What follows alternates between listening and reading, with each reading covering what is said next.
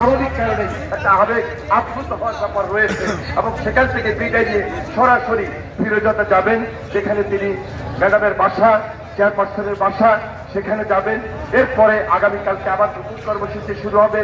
বাদ জুমা শহীদ রাষ্ট্রপতি জিয়া রহমানের সমাধিস্থলে যাবেন, মোনাজাত করবেন এবং তারপরে আপনারা জানেন যে সবার স্মৃতিসৌধে সেখানে তিনি যাবেন এবং সেখানে শহীদদের প্রতি স্মৃতিপথ জানিয়ে তারপরে 26 তারিখে প্রোগ্রাম শেষ করবেন এবং 27 তারিখে ওনার আরো কিছু নির্ধারিত প্রোগ্রাম রয়েছে।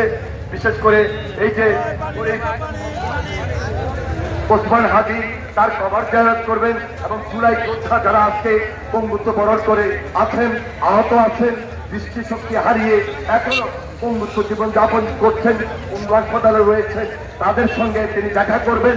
এইভাবে তার বাংলাদেশে নতুন রাজনীতিকরণ, নতুন রাজনীতির মধ্য দিয়ে এই দেশের মানুষকে ঐক্যবদ্ধ করা, একত্রিত করা, এই দেশের নেতৃত্ব দেওয়া এবং আগামী দিনে তার কমানোর হাতকে শক্তিশালী করার মধ্য দিয়ে আমরা একটা নতুন বাংলাদেশ নির্মাণ করার জন্য যে প্রতিশ্রুতিবদ্ধ যে সিদ্ধান্ত আমরা নিয়েছি এবং তারেক রহমানের হাতকে শক্তিশালী করার জন্য আমরা এখন থেকে মাঠে ময়দানে কাজে আমরা লেগে পড়বো এবং সামনে আমাদের যে নির্বাচন, সেই নির্বাচনকে সামনে রেখে আরো বেশি তৎপর থাকবো।